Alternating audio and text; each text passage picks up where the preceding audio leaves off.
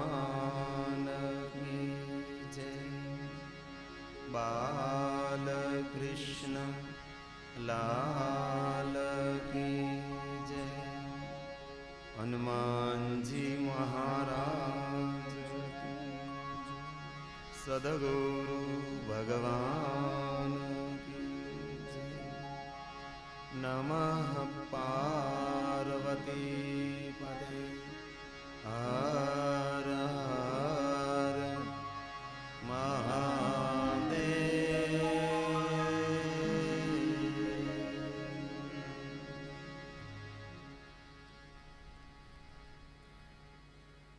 आप सौने शुभकामनाओं साथे भगवान देवादिदेव महादेव भगवान शिवजी की कथा में आप सौનું स्वागत है।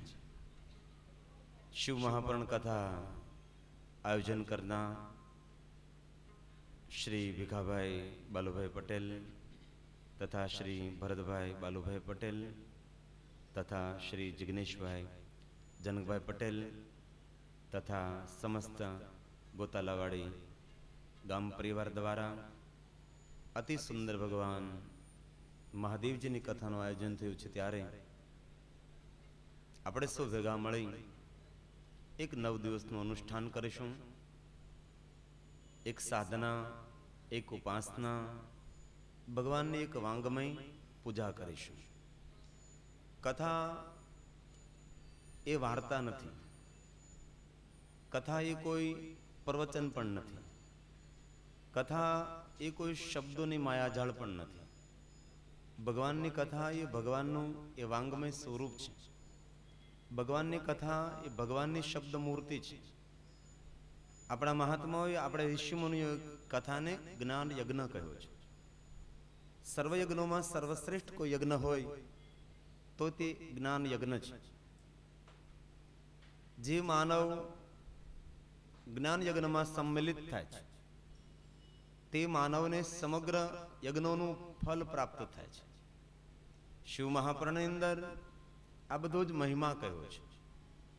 तो शिव महापुराण की थोड़ी रूपरेखानु आपणे दर्शन करिए। मूल शिव महापुराण भगवान महादेव जी पोताना मुख द्वारा मां भवानी ने कहेला, उमैया जी ने कहेला। अने ज्यारे भगवान महादेवना मुखमांथी आ शिव महापुराणनुं प्रागट्य थयुं त्यारे शिव महापुराण अंदर 100 करोड़ श्लोक हता। हवे 100 करोड़ श्लोक वाला शिव महापुराण नो कोण अध्ययन करी शके? 100 करोड़ श्लोक वालो शिव महापुराण लखवामां आवे तो तेने उपाड़वा माटे पण ट्रेक्टर राखवुं पड़े, कारण के एटलो मोटो एक ग्रंथ बने। तो समय जता समग्र महात्माओ ए 100 करोड़ श्लोक मांथी महात्माओं मिलन करी विचार विमर्श करी अने 100 करोड़ श्लोक मांथी 1 लाख श्लोक वाला शिव महापुराण की रचना करी। पण समय जता मानव ने आयुष्य क्षीण थवा लाग्युं। जे समय 100 करोड़ श्लोक वालो शिव महापुराण हतुं त्यारे मानव 1 लाख वर्ष जीवतो हतो, माटे तेनुं पारायण करी शकतो हतो। पण जेम जेम युग बदलता गया तेम तेम मानव ने आयुष्य थोड़ी थती गई। तो सतयुग में मानस लाख वर्ष जीवो, त्रेता नी अंदर 10,000 वर्ष मानस जीवो, द्वापर नी अंदर 1000 वर्ष सुधी जीवो, कलयुग आवता मानव ने आयुष्य 100 वर्षनी थई अने अर्ध कलयुग आवता मानव ने आयुष्य 50 नी आसपासनी रही। तो 1 लाख वाला शिव महापुराण नी अंदर थी भगवान वेद व्यास विचार विमर्श करी हिमालय पहाड़ पर सरस्वती नदीना तट पर विराजमान थे। ते 1 लाख श्लोक मांथी 24,000 श्लोक वाला शिव महापुराण की रचना करी, जे आपणी पासे अत्यारे छे। 1 लाख श्लोक कोई जगह प्राप्त थता नथी। ચાણક્ય નીતિ એક બુક્સની અંદર અધ્યયન કરેલું, 1,00,000 શિવ મહાપણના શ્લોક હતા. એ બધા જ બિહારની અંદર કે તેની આજુબાજુ નજદીક પ્રાંત ભેદ થતા તક્ષશિલા નામની એક પાઠશાળા હતી. દેશ સંસ્કૃત વિદ્યાને પ્રદાન કરતી હતી. અને જ્યારે વિધર્મીઓનું આક્રમણ થયું ત્યારે વિધર્મીઓએ તક્ષશિલા પાઠશાળાને સળગાવી. અને જ્યારે પાઠશાળાને સળગાવવામાં આવી, એ પાઠશાળાની અંદર એટલા પુસ્તકો હતા, એટલા આપણા ધર્મગ્રંથો હતા કે પુસ્તકો 6 માસ સુધી રાત અને દિવસ સળગ્યા હતા. એટલા આપણા ધર્મગ્રંથોને ત્યાં સળગાવી દેવામાં આવ્યા. તો ઘણા પુરાવા, ઘણી વાતો, ઘણી કથાઓ એ અધૂરી મળે છે. અને જે કથા, જે વાર્તા અધૂરી મળે, જે શ્લોક અધૂરી મળે, તેના માટે વિદ્વાનોએ શબ્દ આપી દીધો, અજાગચ્છન્તિ, બકરી ખાઈ ગઈ. આવો એક શબ્દ આપી દેવામાં આવ્યો. પૂર્ણ સાહિત્ય આપણી પાસે આપણે સલામત રાખી ન શક્યા. એક દુઃખની વાત છે, અફસોસની વાત પણ છે. ભગવાન વ્યાસજી સરસ્વતી નદીના તટ પર બિરાજમાન થઈ 24,000 શ્લોક વાળા શિવ મહાપણની રચના કરે છે. મૂળ શિવ મહાપણમાં 12 સંહિતાઓ રહેલી છે. પણ ભગવાન વેદવ્યાસજીએ જે શિવ મહાપણની રચના કરી તેની અંદર 7 સંહિતાઓ છે. આ 7 સંહિતાવાળું શિવ મહાપુરાણ સાક્ષાત ભગવાન મહાદેવજીનું વાંગમય સ્વરૂપ છે. શિવ મહાપણને વંદન કરવા માત્રથી, પ્રણામ કરવા માત્રથી માનવની સમગ્ર દેવતાઓની પૂજા અને અર્ચન કરવાનું પૂર્ણ પ્રાપ્ત થાય છે. જે કોઈ માનવ ભાવને ભક્તિથી, હૃદયથી ભગવાન મહાદેવના વાંગમય સ્વરૂપ શિવ મહાપણને વંદન કરે છે, તે માનવને સમગ્ર પીડાઓની અંદરથી મુક્તિ મળે છે. તેને વેદનાઓમાંથી મુક્તિ પ્રાપ્ત થાય છે. માટે આ કોઈ બુક્સ નથી, આ કોઈ ચોપડી નથી, કોઈ ચોપડો નથી. શિવ મહાપુરાણ એ સાક્ષાત ભગવાનની એક શબ્દ મૂર્તિ છે. આપણા ધર્મગ્રંથો આપણા ભગવાનના રૂપ માન્યા છે. એક વિદ્વાને બહુ સુંદર વાત કરેલી કે આપ મંદિરમાં જાઓ, રામની મૂર્તિ હોય, કૃષ્ણ ભગવાનની મૂર્તિ હોય, કે ભગવાન શિવની મૂર્તિ, કોઈ માતાજીની મૂર્તિ હોય, પણ મૂર્તિની સામે આપ ઉભા રહો તો મૂર્તિના દર્શન અવશ્ય થાય આપણને. પણ મૂર્તિ કોઈની સાથે વાતો નથી કરતી. પછી ભલે કોઈ સંતના જીવનમાં કોઈ ઘટના બની હોય, મૂર્તિ ડોલી હોય, મૂર્તિ બોલી હોય, મૂર્તિ જવાબ આપ્યો, એ તો અપવાદ રૂપ એક છે. બાકી સામાન્ય જન આપણે જવું મંદિરમાં જઈને ઉભા રહી તો આપણે સામે કઈ મૂર્તિ બોલે નહીં, મૂર્તિ વાતો ન કરે, મૂર્તિ ડોલે પણ નહીં. પણ ભગવાનના એક વાંગમય સ્વરૂપ, આપણા ગ્રંથો, આપણા પુરાણો એ આપણા માટે બોલતી મૂર્તિ છે. આપ પુરાણને ખોલો, નજર કરો તો એ સમયે આ પુરાણો આપણી સાથે વાતો કરે છે. જેમ જેમ તમે પુરાણનું અધ્યયન કરો તેમ તેમ એ આંખની સામે બધા ચિત્રો નજર સમક્ષ આવે છે. જેમ જેમ કથાને વાંચો તેમ તેમ એ બધું જ આપણે નજરમાં રંગબેરંગી દેખાય. આપસોને અનુભવ હોય કે ન હોય, પણ જે માણસ ઓતપ્રોત બનીને પુરાણની અંદર પોતાનું ચિત્તમનને સમર્પિત કરીને જે પુરાણનું અધ્યયન કરે છે, તેની અક્ષરની અંદર એ અક્ષર ન બતાય, પણ જે પ્રભુની લીલા હોય તેના ચરિત્રો દેખાય. અનેક કથાકારોનો પણ અનુભવ છે. કથાકાર જ્યારે કથા કહે છે ત્યારે તેમની સામે જે બોલે છે તે પાત્રો બધા જ આમ નજર સામે દેખાતા હોય છે. જે નજર સામે જે બોલે છે તે દેખાય છે, ને તેને જોઈ જોઈને વર્ણન કરે છે. અને જે કથાકારને કથા કરતા કરતા જે પાત્રો દેખાય છે અને જોઈને વર્ણન કરે છે, તે કથાકારો કથા ક્ષેત્રમાં સફળ થાય છે. બાકી જેમને ન દેખાય એમને સફળતા મેળવવી બહુ જ કઠિન હોય છે. શબ્દ ચિત્ર એવું ખડું થઈ જતું હોય છે. કોઈ પણ કથાની રજૂઆત કરતા હોય ત્યારે એ જ પાત્રો, એ જ બધું રહસ્ય, જેમ આપણે પિક્ચર જોતા હોય, નાટક જોતા હોય, સામે પાત્રો દેખાય, એવી રીતે પાત્રો દેખાતા હોય છે. કારણ કેવું? કારણ એક જ કે ભગવાનની કથા એ ભગવાનનું સ્વરૂપ છે. ભગવાનનું સ્વરૂપ હોવાને કારણે જ્યારે ભગવાનની કથા સાંભળીએ અને કથા કહીએ છીએ ત્યારે ભગવાનના રૂપ એ બધા જ પાત્રો આપણને નજરની સામે આવે છે. તો ભગવાન વ્યાસજી સમગ્ર વિશ્વના કલ્યાણ માટે, જીવ માત્રના સુખ માટે આ શિવ મહાપણની સુંદર રચના કરી છે. શિવ મહાપણની અંદર પ્રથમ 5 શ્લોક એ પ્રશ્નાર્થ છે. આપણા ગ્રંથો, આપણા ધર્મશાસ્ત્રો એ બધા સંસ્કૃત ભાષામાં લખાયેલા છે. અને આજકાલ સંસ્કૃત ભાષા શીખનારા પણ બહુ ઓછા છે. આપણું બાળક અંગ્રેજીમાં ભણતું હોય તો આપણે બહુ ગૌરવ અનુભવીએ કે મારું બાળક અંગ્રેજીમાં ભણે છે. ગૌરવની વાત, સારી પણ વાત છે. અંગ્રેજી શીખે, અંગ્રેજી બોલે, ઇંગ્લિશ શીખે, ઇંગ્લિશ બોલે, એ બહુ સારી વાત કહેવાય. પણ આપણી ભારતીય સંસ્કૃતિ, આપણી પરંપરા એ સંસ્કૃત ભાષાની અંદર રહેલી છે. સંસ્કૃત ભાષા એ દેવતાઓની ભાષા છે. તો તેને સમજવા માટેનો 9 દિવસ માટે આપણે સૌ ભેગા મળીને એક પ્રયાસ કરવાનો છે. ભગવાન વ્યાસજીએ સમગ્ર જીવ માત્રના કલ્યાણ માટે આ ગ્રંથનું ગાન કર્યું છે. અને પ્રથમ સુંદર એક મૌખિક કથા કે એક યુગના મહાત્માઓ અલગ અલગ મતાંતર વાળા, કોઈ મહાત્મા એવો દાવો કરે છે કે ધ્યાન સર્વોપરી છે, ધ્યાનથી જ ભગવાન મળે, એવો એમનો દાવો છે. એમની સામે બીજા એક મહાત્મા એવો દાવો કરે છે કે ધ્યાનથી મળે કે ન મળે હું એ ન માનું, તપથી ભગવાન મળે. ત્રીજા મહાત્મા એમ કે તપથી નહીં, સેવાથી ભગવાન મળે છે. બીજા મહાત્મા એમ કે નહીં, પૂજા અર્ચનથી ભગવાન મળે. કોઈ કહે નહીં, દાનથી ભગવાન મળે છે. કોઈ મહાત્મા એમ કહે યજ્ઞો કરવાથી ભગવાન મળે છે. કોઈ કહે સત્સંગ કરવાથી ભગવાન મળે છે. અનેક મતાંતરના મહાત્માઓ બધા પોતાનો મત રજૂ કરે છે.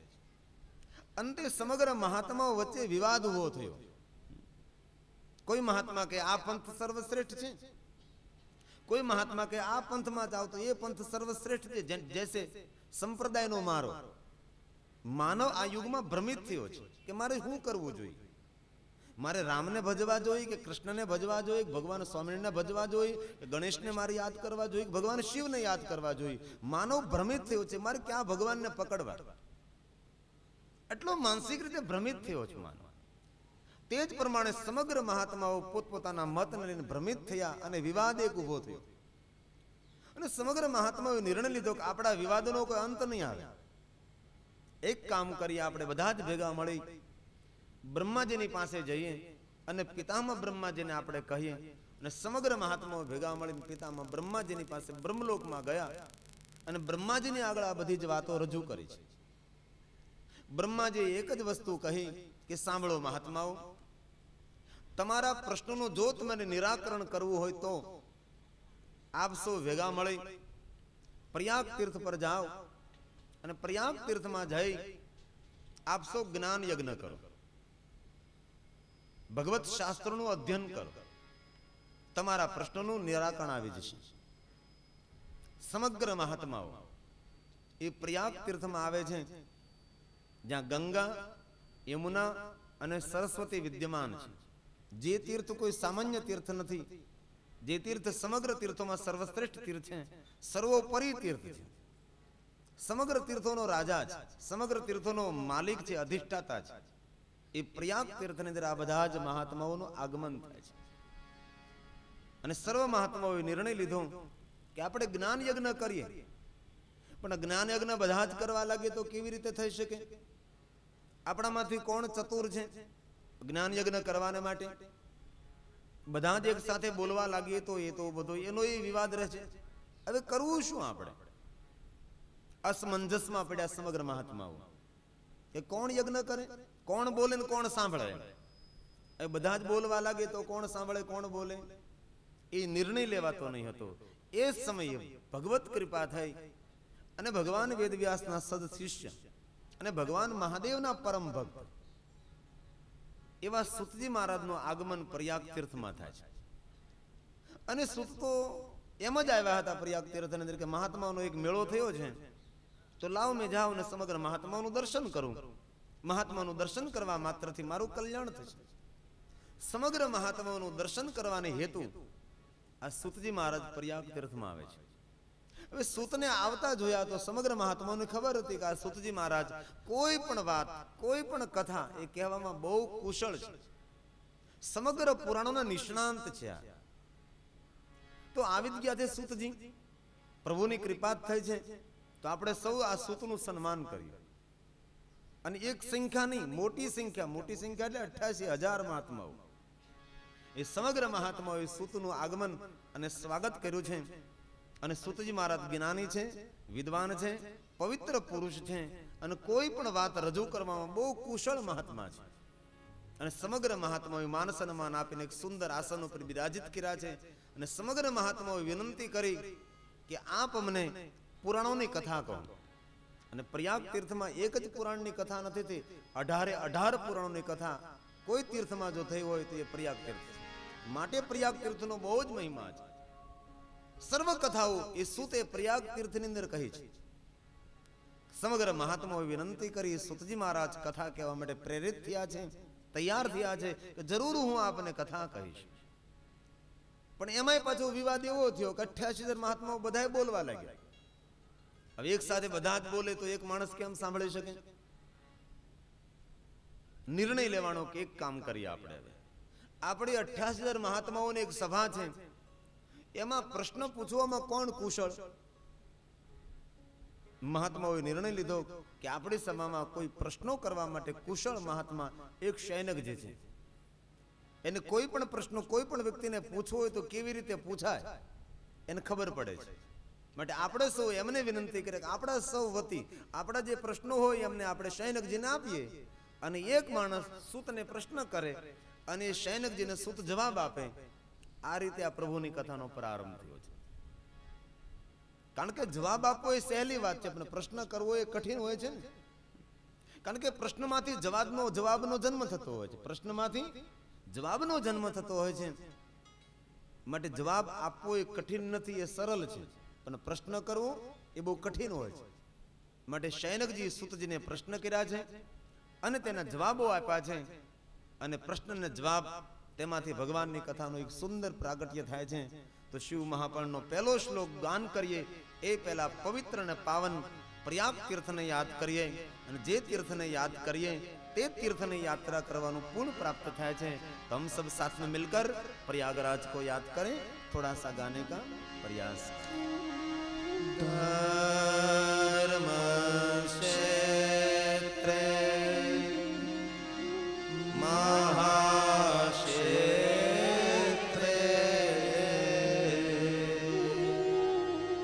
गंगा काली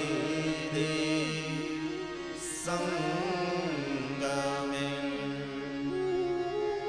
प्रयागे परमे पुण्ये ब्रह्म लोकस्य वर्ता ब्रह्म लोकस्य वर्ता.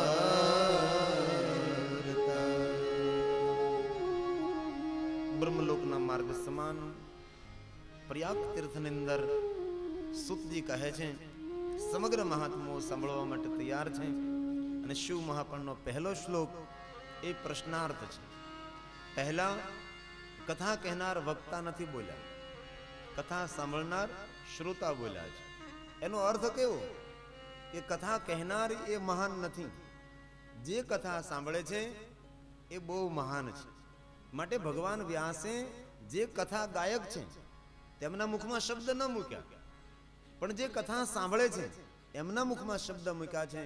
અને વક્તા દ્વારા કથાનો પ્રારંભ નથી થતો, શ્રોતાઓ દ્વારા કથાનો પ્રારંભ થાય છે.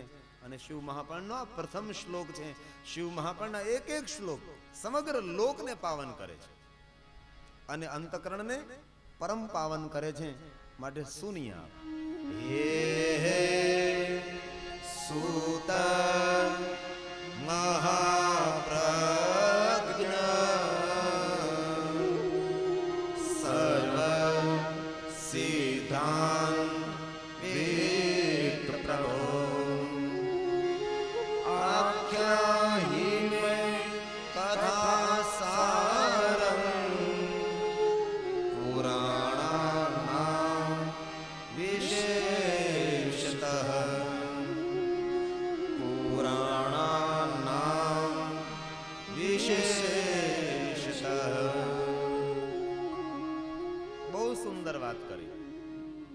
એવી રીતે આપ અમને કથા કહો.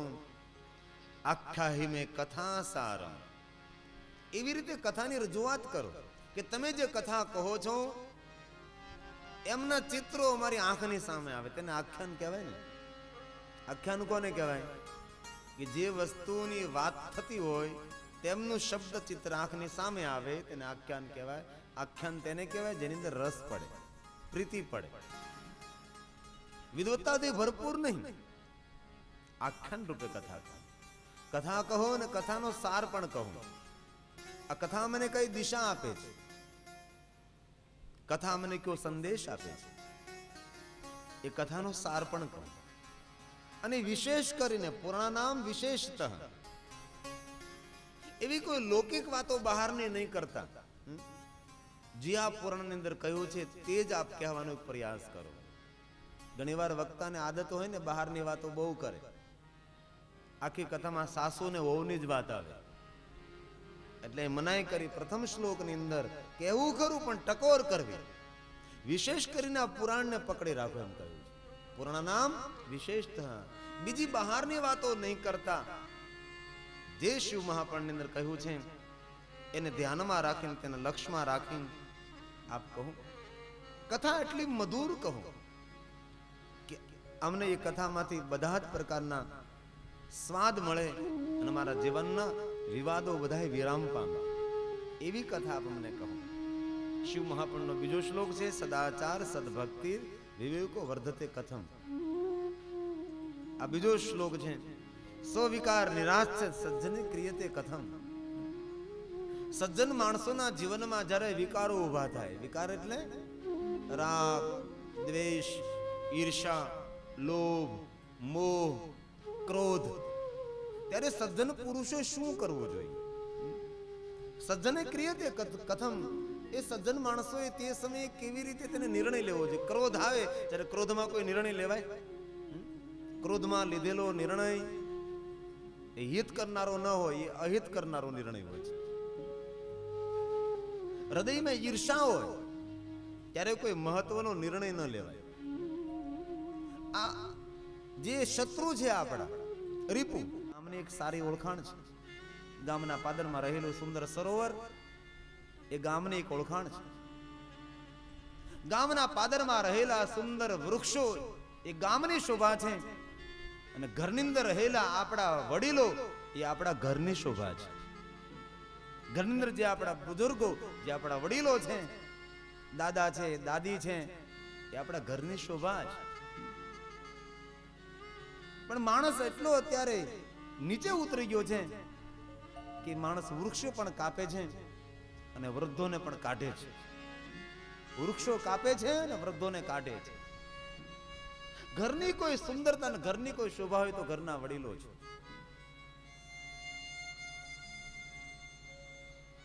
એ ઘરની ઓળખાણ છે. જે ઘરમાં કોઈ વડીલ ન હોય ને એ ઘર સુકાની વગરના નાવ જેવું લાગે. ભલે કાંઈ ન કરતો પણ ઘરમાં વડીલ બેઠો હોય તો થોડોક તો ધાક લાગે કે દાદા બેઠા છે, દાદી બેઠા છે. અને જરૂરી છે, એ લગામ જરૂરી છે. પણ આજ કોઈને ક્યાં ગમે છે? આપણે બહારથી આવ્યો હોય અને આપણા ઘરનો વડીલો હોય આપણે પાસે સમયનો હિસાબ માગે તો આપણને ગમે ને. અને વડીલોનો હંમેશા એક જ સ્વભાવ રહ્યો છે. વડીલો ઘરના સભ્યો પાસેથી પૈસાનો હિસાબ ન માગે, સમયનો હિસાબ માગે. કે ભાઈ તું તો 5 વાગે આવવાનો હતો, આજ કેમ તને 7 વાગી ગયા આવતા? સમયનો હિસાબ માગે છે. એક હાસ્યકારે સુંદર વાત કરી, ઘરમાં વડીલોનું હું લેવા રાખવામાં આવે છે. તેરી વડીલે હાસ્યની ભાષામાં કહેલું કે ઘરની અંદર વડીલોને એટલા માટે રાખવામાં આવે છે કે બધી લાઇટની સ્વિચો બંધ કરવા માટે. કારણ કે વડીલનું આ જ કામ હોય ને, ઘરમાં બીજું કોઈ કામ ન હોય, આ જ કામ કરતા હોય વડીલો.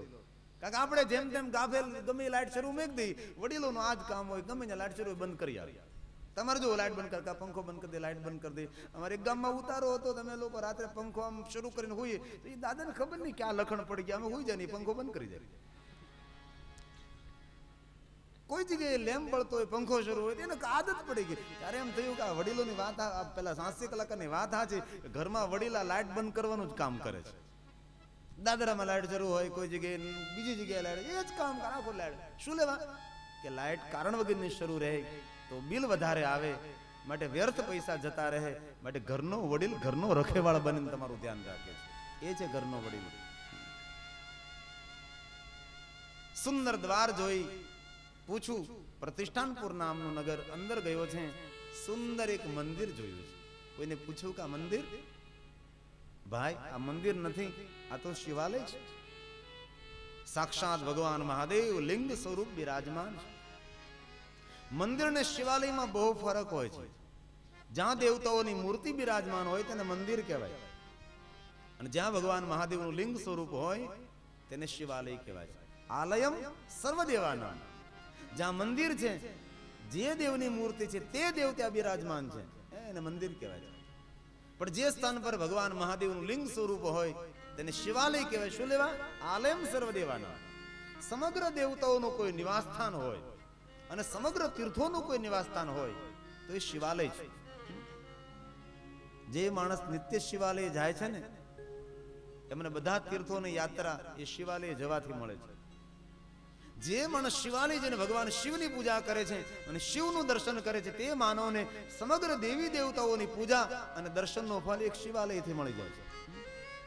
માટે આપણા દેશનું કોઈ ગામ, કોઈ શહેર એવું ખાલી ન હોય જે ગામમાં શિવાલય ન હોય, અને જે ગામમાં શિવાલય ન હોય એ ગામ ગામ ન કહેવાય.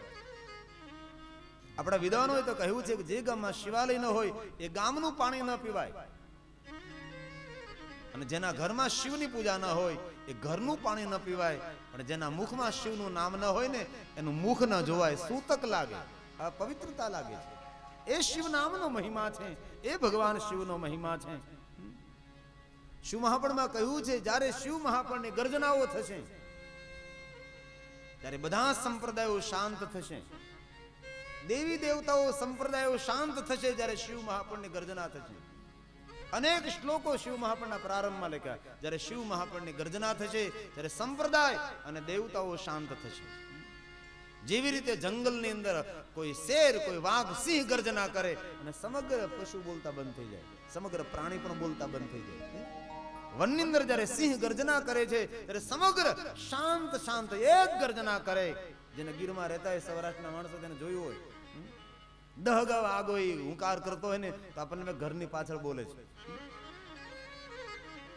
સિંહ ગર્જના કરે છે. જેવી રીતે બધા જ પક્ષી પ્રાણીઓ શાંત થઈ જાય છે, સંતાઈ જાય છે, એવી રીતે જ્યારે આ જગતની અંદર, આ યુગની અંદર શિવ મહાપણની ગર્જના થશે ત્યારે બધા સંપ્રદાયો પણ શાંત થઈ જશે, દેવતાઓ પણ શાંત થશે જ્યારે શિવ મહાપણની ગર્જનાઓ થશે. એ શિવ મહાપણ ગ્રંથ અદ્ભુત અને અલૌકિક ગ્રંથ છે. શિવાલય જોયું, જીવનમાં ન ગયો, મંદિર ન ગયો, શિવાલય ન ગયો, દેવાલય લાવ જાઓ. અને એ વૃદ્ધ, એ દેવરાજ શિવાલયની નજદીક આવે છે. સુંદર ભગવાનની કથાનું ગાન થાય છે. કોઈને પૂછ્યું કે આ મંડપમાં શું થાય છે? કોઈએ કહ્યું ભાઈ મંડપ છે તો ભગવાનની કથા કહેવાય છે. ભગવાનના પ્રિયના પ્યારા આત્માઓ, પુણ્યશાળી આત્માઓ, દર્શનીય આત્માઓ ભગવાન મહાદેવની કથા સાંભળે છે. ભગવાન મહાદેવની કથા, આહા, દેવરાજ નથી એવું, લાવને કથા મંડપમાં જઈને બેહું, મને કોઈ ખાવાનું પીવાનું આપે, કોઈ પ્રસાદ આપે, એવી ખાવા પીવાની આશા છે. આ વૃદ્ધ દેવરાજ, આ પાપી દેવરાજ એ કથા મંડપમાં બેઠો છે. ભગવાનના ગુણ ગવાય છે, ભગવાનની કથા ભાવથી, હૃદયથી કહેવામાં આવે છે. પણ ઘટના એ બની, તે સમયે દેવરાજની શ્વાસની ગતિ અટકી જાય છે અને દેવરાજનું મૃત્યુ થાય છે. હવે પાપી માણસનું મૃત્યુ થાય તેની ગતિ થાય કે અધોગતિ થાય? અધોગતિ થાય. એમના દૂતો દેવરાજના જીવને લેવા માટે આવે છે, લઈ જવાની તૈયારી કરે છે. પણ ભગવાન મહાદેવને ખબર પડે છે. બાબા માગ ભગવાન મહાદેવ પોતાના ગણોને કહે, ગણો જાઓ જલ્દી, દેવરાજના જીવાત્માને કૈલાસમાં લઈ આવો. ભગવાન મહાદેવના ગણો આકાશ માર્ગે દિવ્ય વિમાન લઈને આવે છે. દૂતોને કહે છે, દૂતો આ જીવાત્માને અમને સોંપી દો, ભગવાન શિવની આજ્ઞા છે. એમના દૂતોએ કહ્યું, ક્ષમા કરજો શિવ ગણો, એટલા તો પાપ કર્યા છે, દેવરાજને પાપના પરિણામ સ્વરૂપે કઈ સજા આપવી એ પણ નિર્ણય લેવો કઠિન છે. માટે જીવને અમે તો નરકમાં ધકેલી દેવાના છે, નહીં આપીએ. ભગવાન શિવની આજ્ઞા છે અને મહાદેવના આજ્ઞાનું ઉલ્લંઘન કરવાથી કેવું પરિણામ આવે આપ જાણો છો. તમારું ભલું જો ઈચ્છતા હો તો આપ આ જીવને અમને સોંપી દો. એમ તો સમજી ગયા શિવજીના ગણોની સામે જબરજસ્તી ન કરાય. દેવરાજના જીવને સોંપી દીધો. દિવ્ય વિમાનમાં બેસાડી આકાશ માર્ગે નીકળે છે. જોત જોતામાં કૈલાસ ધામ આવે છે. ગણો કહે છે શું જોવે છે દેવરાજ? બાબા બિરાજમાન છે, જલ્દી ક્ષમા માગી દે. દેવરાજ જાય છે, ભગવાન મહાદેવની સામે ઉભો રહે છે. ભગવાન મહાદેવને કહે છે પ્રભુ હું તો એક પાપી જીવાત્મા અને મને કૈલાસ ધામ, એવું તો મારું ક્યું પૂર્ણ? ભગવાન મહાદેવ કહે છે દેવરાજ જીવન પર્યંત તે પાપ કર્મો કર્યા છે હું જાણું છું, તો પ્રભુ મને કૈલાસ ધામ મળ્યું કેવી રીતે? ભગવાન મહાદેવ કહે છે દેવરાજ અનાયાસ અજાણતા કોઈ યોગ નિર્માણ થયા અને તું મારી કથામાં આવી ગઈ અને જ્યાં મારી કથાનું ગાન થતું તો મારો મહિમા ગવાતો હતો ત્યાં તું આવ્યો અને તારું કલ્યાણ થયું છે. ભગવાન મહાદેવ કહે છે દેવરાજ સાંભળ, આ જગતનો કોઈ પાપીમાં પાપી માણસ હોય ને અને એ પાપી માણસ અંત સમય એકવાર મારું નામ લઈને તો પણ હું તેનું મંગલ કરું છું. પણ સાંભળ દેવરાજ, જગતનો પાપીમાં પાપી માણસ મારું નામ ન લઈ શકે, પણ એ પાપી માણસ અજાણતા પણ જો મારું નામ સાંભળી જાય ને તો પણ એ જીવાત્માનું મંગલ કરું છું. ત્યાં તો અંત સમયે મારી કથાના શબ્દો સાંભળ્યા છે. માટે હું તને કથાનો મહિમા કહું છું, સાંભળ. ભગવાન મહાદેવ બોલે છે, દેવરાજ સાંભળે છે. આ જે શ્લોક છે એ ભગવાન મહાદેવના મુખમાંથી નીકળેલા છે. સુનો આપ. ધન્યા શિવ પુરાણસ્ય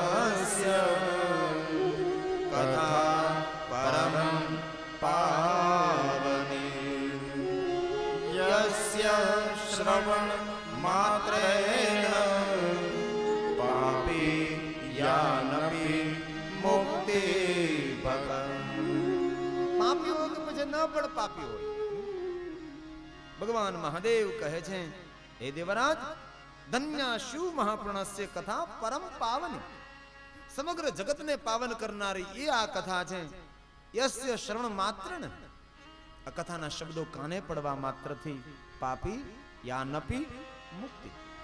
પછી પાપી હોય તો પણ ભલે અને પાપી ન હોય તો પણ ભલે, જ્યારે પ્રભુની કથાના શબ્દો કાનમાં પડે છે ત્યારે માણસનું કલ્યાણ થાય છે. અને હે દેવરાજ જ્યાં મારી કથાનું ગાન થાય છે, જ્યાં મારી કથા ગાવામાં આવે છે એ સ્થાનને કોઈ સામાન્ય સ્થાન નથી કહ્યું. ભગવાન મહાદેવ કહે છે સુનો આપ. સદા શિવ મહાસ્થાનમ. આ ભૂમિનો મહિમા દેખાડ્યો ભગવાન મહાદેવ. હવે તો કહે છે કોને? દેવરાજને કહે છે દેવરાજ જે ભૂમિ પર તું આવ્યો, જે ભૂમિ પર તું બેઠો એ ભૂમિ કોઈ સામાન્ય ભૂમિ નહીં હતી, એ મહાસ્થાન હતું. સદાશિવ મહાસ્થાન. જ્યાં ભગવાન મહાદેવની કથાનું ગાન થાય છે એ ભૂમિને સ્થાન નથી કહેવામાં આવતી, તેને મહાસ્થાન કહે છે. અને મહાશબ્દ બધી જગ્યાએ આપણે લગાડતા નથી, આને આપણને ખબર છે. જે વસ્તુ આ જગતમાં સર્વથી સર્વશ્રેષ્ઠ હોય તેને આગળ મહા લગાડે ને. બધા દેવતાઓને આગળ મહા લગાડીએ નહીં. દેવતાઓ મહાન છે ભગવાન શિવ, તો દેવતાઓને આગળ મહાશબ્દ ન લાગે પણ શિવજીને આગળ મહાશબ્દ લાગે. શિવજીને મહાદેવ કહીએ છીએ આપણે. બધા જ પુરાણોને આગળ મહાશબ્દ નથી લાગતો, પણ શિવજીનું જે પુરાણ છે શિવ મહાપુરાણમ તિલકમ ખલુ સત્પુરાણમ, જે પુરાણ તિલક સમાન છે એવા શિવજીના પુરાણને આપણે શું કહીએ? શિવ મહાપુરાણ. બધી જગ્યાએ મહાશબ્દ ન લાગે. બધા તીર્થોને મહાશબ્દથી સંબોધિત નથી કર્યા. હરિદ્વારને મહા નથી કહ્યું, કાશી નગરીને મહા નહીં કહી, 12 જ્યોતિર્લિંગમાંથી એક પણ જ્યોતિર્લિંગને મહા નથી કહ્યું, એક જ્યોતિર્લિંગને મહા કહ્યું છે. બધા તીર્થોને મહાન નથી કહ્યા. સર્વ તીર્થોમાં સર્વશ્રેષ્ઠ તીર્થ એ પ્રયાગ તીર્થને મહાતીર્થ કહ્યા. ધર્મક્ષેત્રે મહાક્ષેત્રે મહાશબ્દ. 12 શિવલિંગો છે, 12 શિવલિંગોમાંથી એક પણ શિવલિંગને આગળ મહાશબ્દ નથી લગાવ્યો, પણ 12 શિવલિંગમાંથી જે મધ્યમાં કેન્દ્ર બિંદુમાં શિવલિંગ છે એને આગળ મહાશબ્દ લાગે છે. મૃત્યુ લોકે મહાકાલ ત્રિલિંગમ નમસ્તુતે. આની અંદર શ્લોક લખ્યો છે. જેમને આ શ્લોક પસંદ કર્યો છે એમને મારા લાખ લાખ પ્રણામ છે. આકાશે તારકાલિંગમ પાતાલે હાટકેશ્વરમ મૃત્યુલોકે મહાકાલમ ત્રિયલિંગમ નમસ્તુતે. સુંદર શ્લોક છે. આકાશે લિંગ, પાતાલે લિંગ, સ્વર્ગે લિંગ, વૈકુંઠે લિંગ, સમગ્ર ભુવનની અંદર લિંગોનો મહિમા લિંગ પુરાણની અંદર ગાયો છે. તો 12 જ્યોતિર્લિંગમાંથી કયા જ્યોતિર્લિંગને મહાશબ્દથી સંબોધિત કરીએ છીએ? જે ઉજ્જૈનની અંદર શિવલિંગ છે એ શિવલિંગને આપણે કહીએ મહાકાલેશ્વર મહાદેવ. અને સર્વ જ્યોતિર્લિંગોમાં જે બળવાનમાં બળવાન જ્યોતિર્લિંગ છે, 12 જ્યોતિર્લિંગ નથી, 100 કોટી જ્યોતિર્લિંગ છે, 100 કરોડ જ્યોતિર્લિંગ છે. 12 તો મુખ્યની પ્રધાન્ય છે. 12 જ્યોતિર્લિંગ નથી, 7 કોટી 100 કરોડ જ્યોતિર્લિંગો છે. એમાં એક જ એવું લિંગ છે કે બધા લિંગોમાં બળવાન છે. એ કયું જ્યોતિર્લિંગ? મહાબલેશ્વર. લોકોએ પિકનિકનું સ્થાન બનાવી દીધું છે. એ સમગ્ર લિંગોમાં બળવાનમાં બળવાન કોઈ લિંગ હોય તો એ મહાબલેશ્વર છે, જ્યાં પંચગંગા છે. એક હમણાં જે અજમાન મળ્યા હતા, મહાબલેશ્વર ગયા હતા, અને એમને મળીને કહ્યું કે બાપુ મહાબલેશ્વર ગયા, સ્થાન જોયું છે, મનમાં અંદરથી ઉગ્યું છે કે મહાબલેશ્વરના સાનિધ્યમાં ભગવાન મહાદેવની કથા એકવાર કરવી છે. મેં કીધું ભગવાન તમે મહાબલેશ્વરનું દર્શન કરતા તમારા હૃદયમાં જો વિચાર પ્રગટ થતો હોય કે મહાબલેશ્વર બહુ આમ રમણીય સ્થાન છે, જેને મહાબલેશ્વર ગયા હોય તેને ખબર હોય, પહાડ પર જ્યાં 300 ઇંચ વરસાદ પડે, આટલું દિવ્ય સ્થાન છે મહાબલેશ્વર મહાદેવ. પંચગંગા છે અને સમગ્ર વિસ્તારને ગોકર્ણ તીર્થ કહેવાય છે. કદમ કદમ પર લિંગો એ ગોકર્ણ તીર્થમાં છે. અનેક ગુપ્ત લિંગો છે. એ ગોકર્ણ મહારાષ્ટ્રમાં આવેલું છે. આ બધું છે. બધા જ મહેમાનોને આગળ આપણે મહાશબ્દ નથી લગાવતા. મહેમાનોમાં જે વિશેષ સ્થાન હોય તેવા મહેમાનોને આપણે કહીએ મહાનુભાવ. બધા જ આત્માઓને આગળ મહાશબ્દ નથી આપણે લગાવતા, પણ જે આત્મા પરમાત્મા સાથે જોડાયેલો છે તેવા આત્માને કહીએ આપણે મહાત્મા. આત્મા જ્યારે મહાત્માનો સંગ કરે છે ત્યારે પરમાત્માને તેને ઓળખાણ થાય છે. બધી ભૂમિને મહાસ્થાન નથી કહી, પણ સદાશિવ મહાસ્થાનમ. જે સ્થાન પર ભગવાન મહાદેવની કથાનું ગાન થાય છે તે ભૂમિને ભગવાન શિવજીએ કહી છે એ ભૂમિ મહાસ્થાન છે. કેવું મહાસ્થાન? પરમ ધામ, પરમ ધામ છે. પરમ પદને અપાવનારું આ ધામ છે. આ ભૂમિ પર કોઈ માણસ જાણતા અજાણતા પણ પગ રાખશે ને એમનું પણ કલ્યાણ થશે. આ ભૂમિ પર જાણતા અજાણતા કોઈ આમ જેમ હાલો જાય ને હાલો આવે ને તો એનું મંગલ થાય. ભલે ખબર ન હોય હું બોલે છે, હું આંભળે છે, પણ એ હાલો જાય ને હાલો હોય તો એનું તો કલ્યાણ થઈ જ ગયું. એકદમ પાકી વાત. અને મોહલ્લો છે એ તો રહેવાનું જ છે. પણ ભગવાન કથાનો મહિમા છે. અજાણતા કોઈ પગ માકે તો એમનું પણ કલ્યાણ થવાનું. કારણ કયું? કારણ એક જ, મહાસ્થાનમ, પરમ ધામ, પરમ પદમ. પરમ પદને અપાવનારું કોઈ સ્થાન હોય. આ ભૂમિ પર જાણતા અજાણતા પણ જો પગ પાડે તો પણ તેનું કલ્યાણ થાય છે. આવી જ રીતે જાણતા અજાણતા પણ કોઈ જો અહીંથી નીકળે એમનું જરૂર કલ્યાણ થશે. કારણ કે મહાસ્થાન છે આ. ભગવાન મહાદેવે કહ્યું છે, દેવરાજ માગ તું, હું તને શું આપું? દેવરાજે કહ્યું, પ્રભુ આપની પાસે શું માગું? મેં તો અજાણતા પ્રભુ કથા સાંભળી છે, મને તો કથામાં કોઈ પ્રેમ પણ નહીં હતો અને કથામાં આવી ગયો. બસ પ્રભુ મારું કલ્યાણ કરો, જન્મ અને મૃત્યુના ચક્રમાંથી મને મુક્ત કરો પ્રભુ, મને મુક્તિ પ્રદાન કરો, કારણ કે આપ મુક્તેશ્વર છો. ભગવાન શિવનું એક નામ છે મુક્તેશ્વર. બીજા કોઈ દેવને મુક્તેશ્વર કહેવાય? એક દેવ નથી, 33 કરોડ દેવતાઓ આપણી પાસે છે. દેવતાઓ ઢગલાબંધ આપણી પાસે છે. એક નથી, 33 કરોડ દેવતાઓ. કોઈ દેવને મુક્તેશ્વર ન કહેવાય, પણ ભગવાન શિવજીનું નામ છે મુક્તેશ્વર મહાદેવ. અને કોઈ દેવની પાછળ ઈશ્વર શબ્દ ન લાગે. એક શિવજી એવા દેવ છે કે શિવના નામની પાછળ ઈશ્વર લાગે. પછી સોમેશ્વર, રામેશ્વર, બુદ્ધેશ્વર, દૂધેશ્વર, ભીમેશ્વર, કંતારેશ્વર, જેટલા શિવજી છે એટલા બધા શિવના નામની પાછળ ઈશ્વર શબ્દ લાગે છે. માટે ઈશ્વર અનેક નથી, ઈશ્વર એક છે, પણ એકમાંથી અનેક સ્વરૂપે પરમાત્મા એ પ્રગટ થયા છે. માટે પ્રભુ મને મુક્તિ પ્રદાન કરો. અને ભગવાન વ્યાસ કહે છે, ભગવાન શિવે કૃપા કરી આવા પાપી દેવરાજ અજાણતા કથા સાંભળી અને તેને મુક્તિ પ્રદાન કરી છે. અને ભગવાન વ્યાસે લખ્યું છે, માતૃ પિતૃ વધુ હંતા યેષામિચ મદ્યપઃ દેવરાજો દ્વિજસ્તત્ર ગત્વા મુક્તો ભવત્ક્ષણા.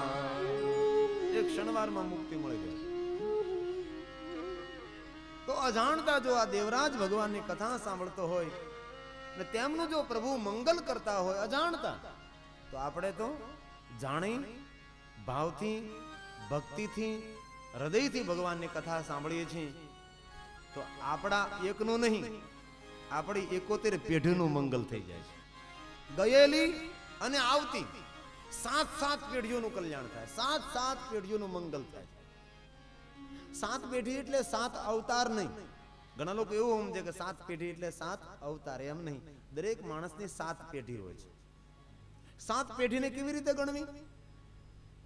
આપણા પિતા એક પેઢી, પિતાના પિતા અને પિતાની માં, એ કેટલા થયા? 3. માતા એક, માતાના પિતા અને માતાની માતા, એ પેઢી કેટલી થાય? બંને 3. અને એક આપણે, કેટલી પેઢી થઈ?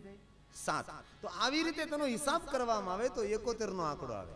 અને માટે કહ્યું છે કે ભગવાનના જે કાર્યો કરે છે ને તેની 71 પેઢી તરી જાય. ભગવાનના કાર્યો કરે તે 7 પેઢી તો ઠીક, 7 પેઢી તો હયાત હોય આપણે, 71 પેઢીનું તેનું કલ્યાણ થાય છે જે પ્રભુની કથા સાંભળે છે. આવો પાપી દેવરાજ જો પ્રભુની કથા ભૂલથી સાંભળતો તેમનું કલ્યાણ થાય તો આપણું તો જરૂર થાય.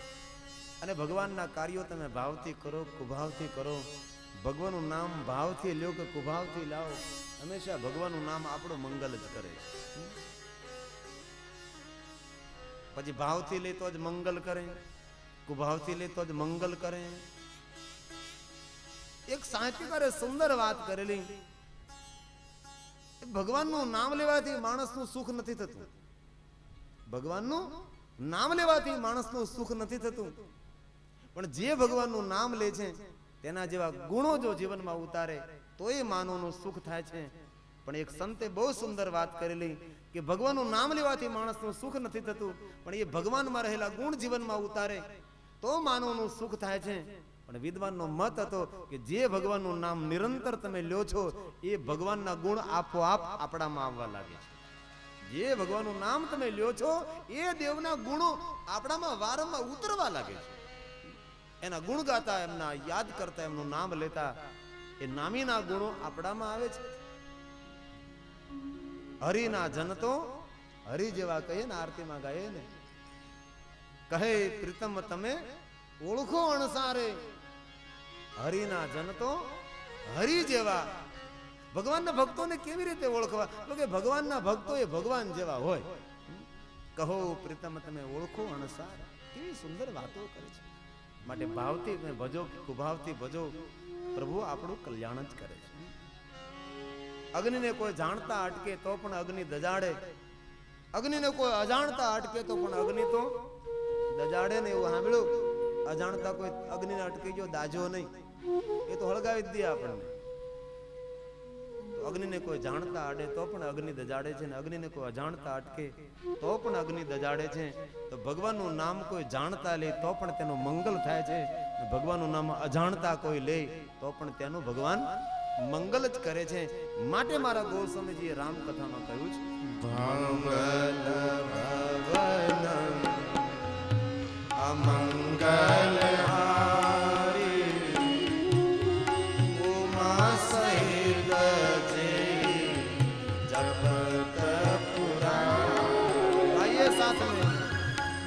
ભવન અમંગલહારી ઉમા સહિત જે જપત પુરારી ઉમા સહિત જે જપત પુરારી મંગલ ભવન અમંગલહારી ઉમા સહિત જે જપત પુરારી. અર્થ એવો થાય છે મંગલ ભવન અમંગલહારી. એ પ્રભુ અમારા જીવનમાં રહેલી અમંગલ ઘટનાઓ અને ઘટનાઓને પ્રભુ હરી લ્યો આપ અને અમારું જીવન મંગલમય બનાવો. કોને પ્રાર્થના કરી છે? ઉમા સહિત જેહી જપત પુરારે. ઉમા સાથે મહાદેવ કોને ભજે? ઉમા સાથે ભગવાન મહાદેવ જેમનું ભજન કરે છે એવા ભગવાન રામ આપ મારું મંગલ કરો. એવો અર્થ આ ચોપાઈની અંદરથી છે, માટે ગાય. મંગલ ભવન અમંગલહારી ઉમા સહિત જે જપત પુરારી મંગલ ભવન અમંગલહારી ઉમા સહિત જે જપત પુરારી ઉમા સહિત જે જપત પુરારી મંગલ ભવન અમંગલહારી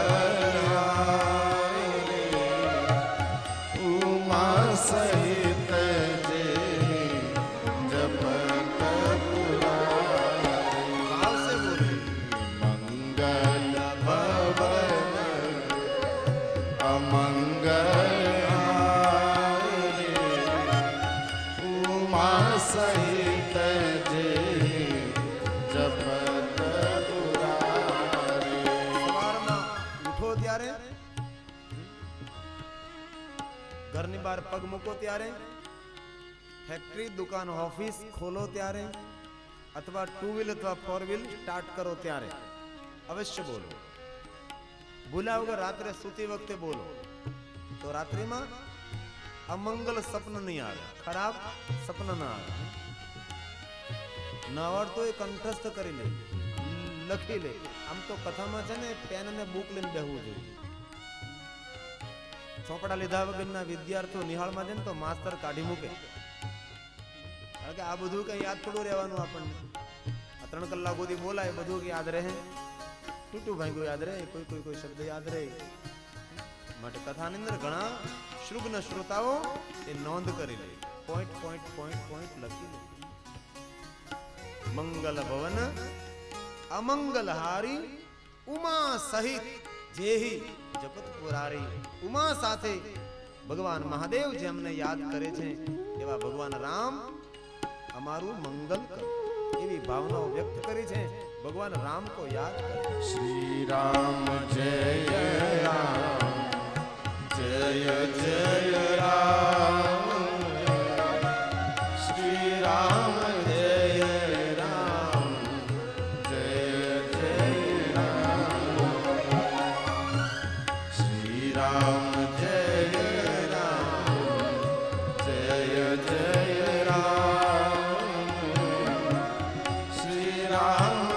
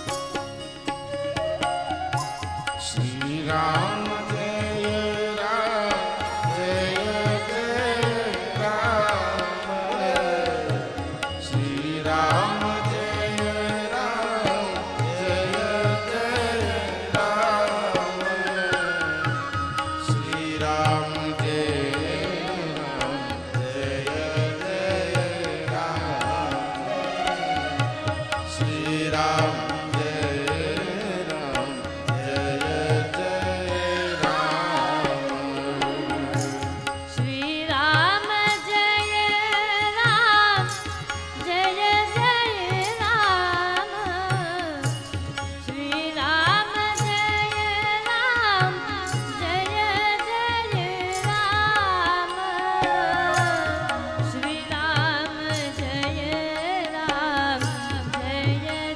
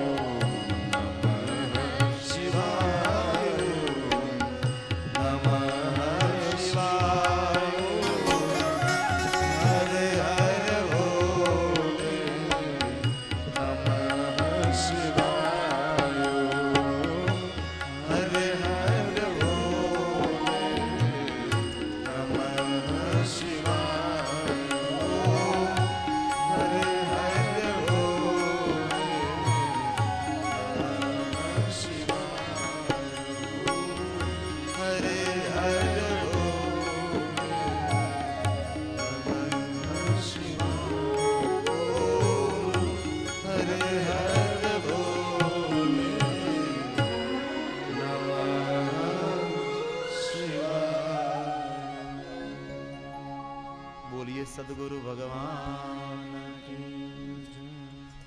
આજ કથાના પ્રથમ દિવસે સુંદર એક શુકન થયા છે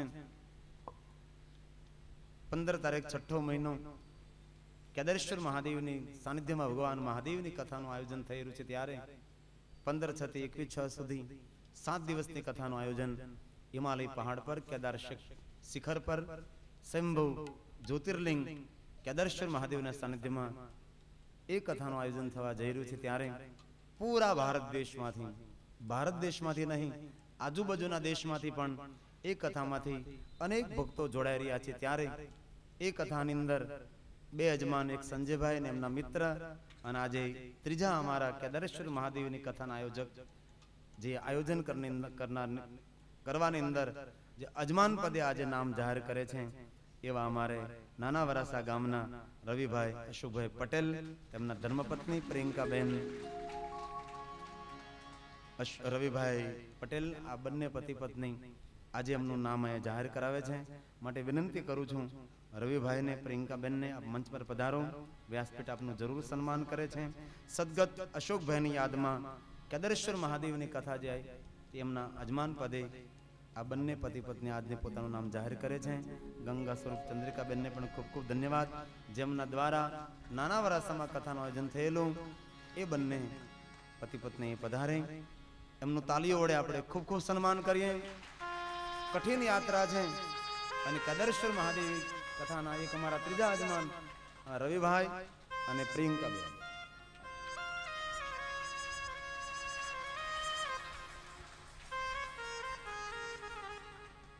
કેદારેશ્વર મહાદેવની કથા અને યાત્રામાં જેમને જોડાવું હોય એ અહીંયા ઓફિસમાં સંપર્ક કરી લે માહિતી પ્રાપ્ત કરી લે તે પ્રાર્થના છે આજ કથાનો પહેલો દિવસ માટે વધારે સમય નથી લેવો અજમાન પરિવારને પ્રાર્થના આરતી માટે સ્ટેજની સમક્ષ પધારે તે પ્રાર્થના છે શ્રી ભીખાભાઈ બાલુભાઈ પટેલ શ્રી ભરતભાઈ બાલુભાઈ પટેલ જિગ્નેશભાઈ જનકભાઈ પટેલ સહપત્ની સાથે સહપરિવાર સાથે આરતી ઉતારવા માટે પધારો તે પ્રાર્થના છે કથા આયોજક ભીખાભાઈ ભરતભાઈ જિગ્નેશભાઈ આ સમગ્ર પરિવારને તાલીઓ દ્વારા ખૂબ ખૂબ વધાઈ કરીએ આપણે જેમના દ્વારા ભગવાન મહાદેવની કથાનું આયોજન થયું છે ધન્ય છે આજ ગોતાલાવાડી પરિવાર ખૂબ ખૂબ ધન્યવાદ આ ફળિયાના રહેનારા દરેક માણસો અને આ કથાની અંદર સામેલ થનારા માણસો દરેક ખૂબ ભાગ્યવાન છે ખૂબ ખૂબ ધન્યવાદ સાથે રામચંદ્ર ભગવાન કી જય કૃષ્ણલાલ કી જય હનુમાનજી મહારાજ કી જય સદગુરુ ભગવાન કી જય